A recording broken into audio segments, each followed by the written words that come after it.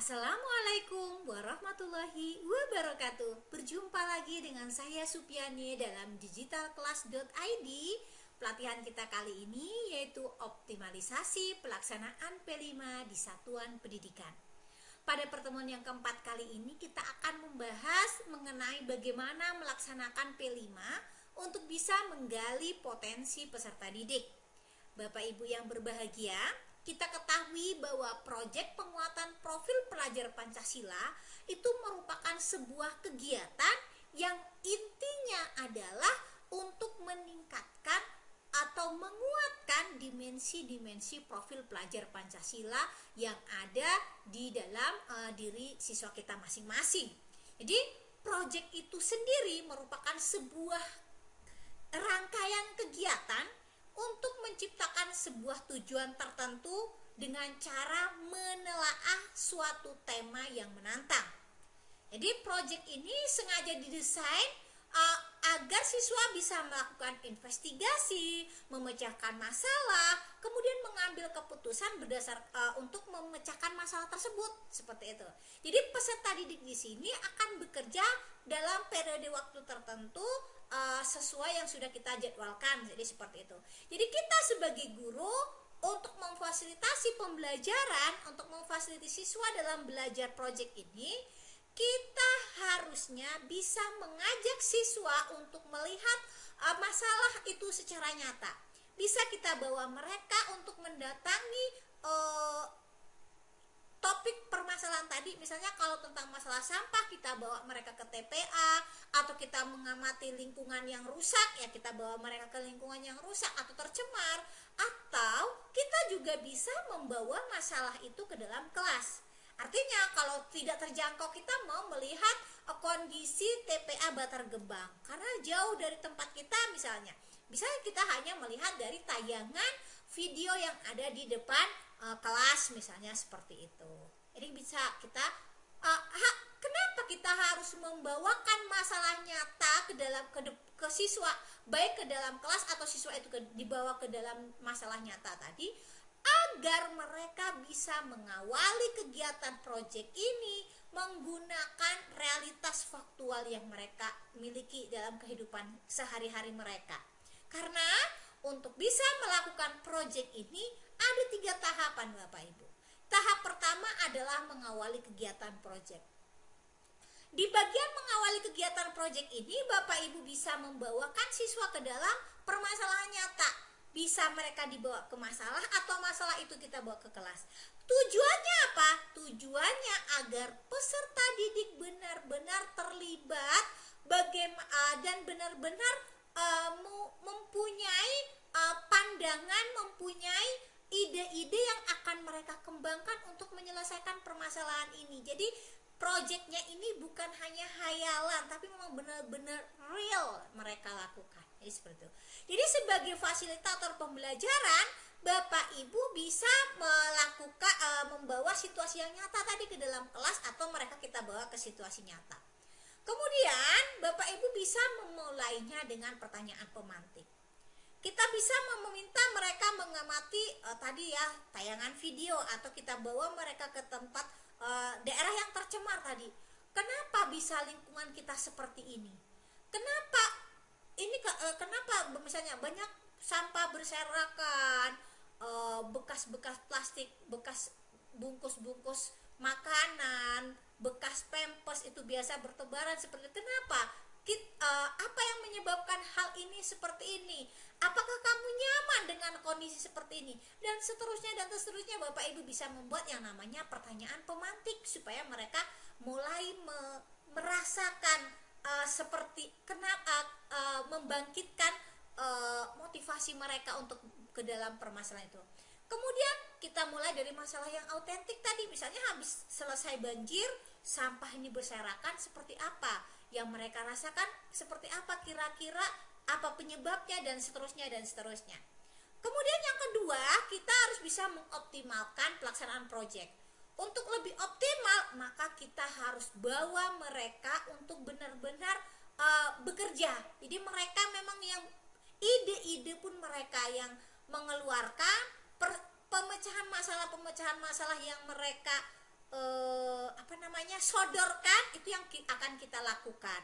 Yang itu akan jadi program, bukan kita yang menawarkan sebuah program kepada mereka, ya. Karena kita harus bisa menyediakan waktu dan memberikan ruang bagi mereka untuk berinovasi. Kita berikan keleluasan kepada mereka untuk membuat sebuah terobosan-terobosan baru yang menurut mereka dari beberapa topik, dari beberapa bacaan yang mereka baca, itu akan menjadi sebuah penyelesaian permasalahan tadi, ya. Kemudian yang perlu Bapak Ibu ingat adalah membudayakan nilai kerja positif. Membudayakan nilai kerja positif ini bisa Bapak Ibu lakukan dengan memberikan penilaian di semua proses pembelajaran. Jadi penilaian tidak hanya di akhir atau di produknya saja, tapi prosesnya seperti apa harus Bapak Ibu amati, harus Bapak Ibu nilai, sehingga menumbuhkan budaya kerja yang positif.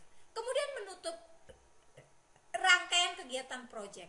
Jadi tujuan menutup rangkaian kegiatan proyek ini adalah untuk mengakhiri proyek supaya kegiatan ini lebih optimal. Jadi di kegiatan ini Bapak Ibu bisa melakukan yang namanya merancang perayaan belajar. Tapi yang merancang itu bukan Bapak Ibu.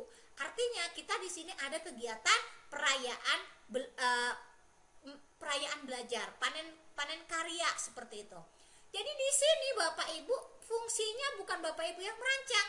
Bapak Ibu hanya mendampingi, melatih mereka berkomunikasi dan menjadi pendukung di balik layar.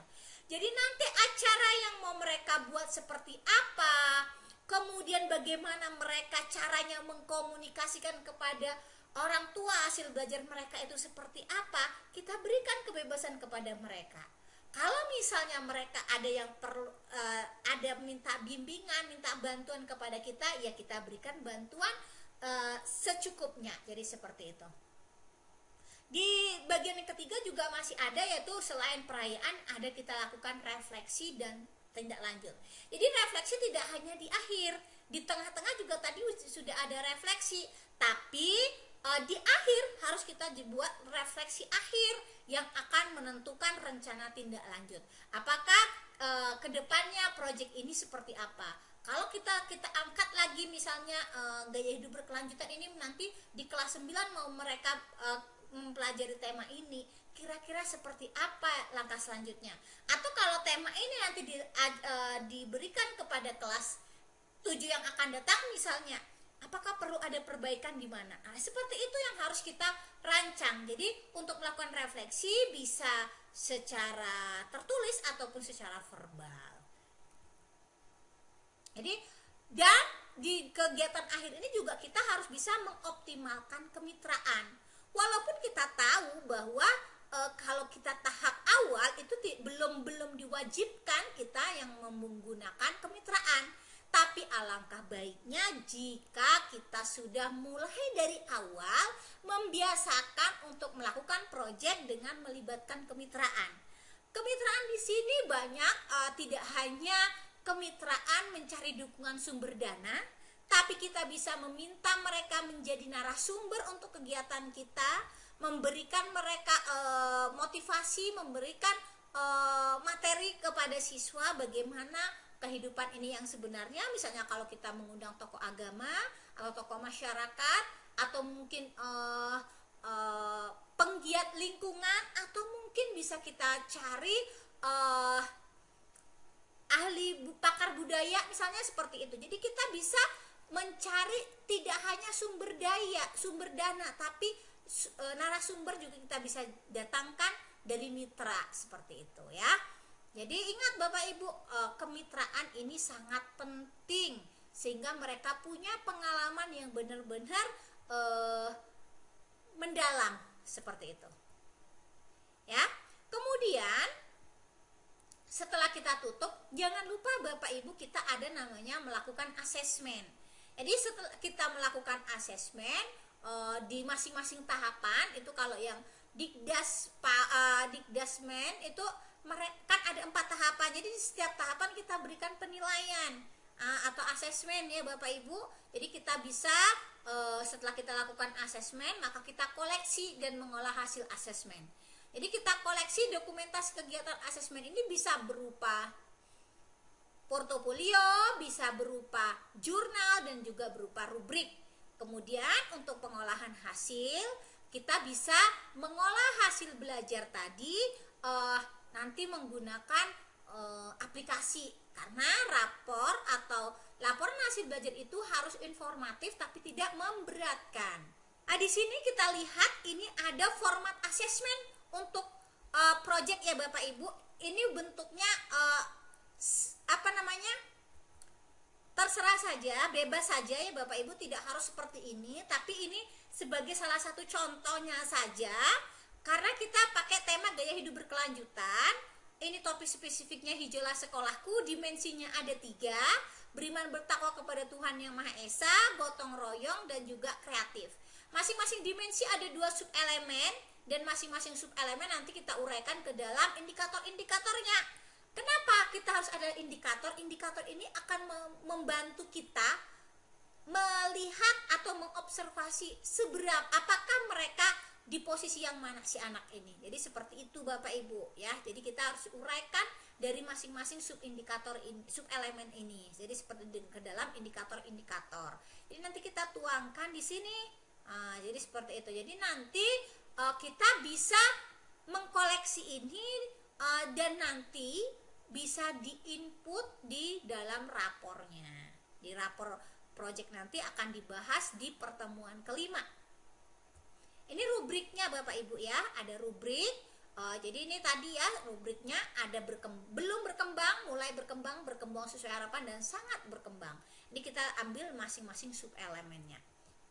Bapak Ibu, itu saja materi kita di pertemuan yang keempat. Terima kasih atas atensinya, kurang lebih saya mohon maaf. Saya akhiri, wabillahi taufiq wal hidayah. Assalamualaikum warahmatullahi wabarakatuh.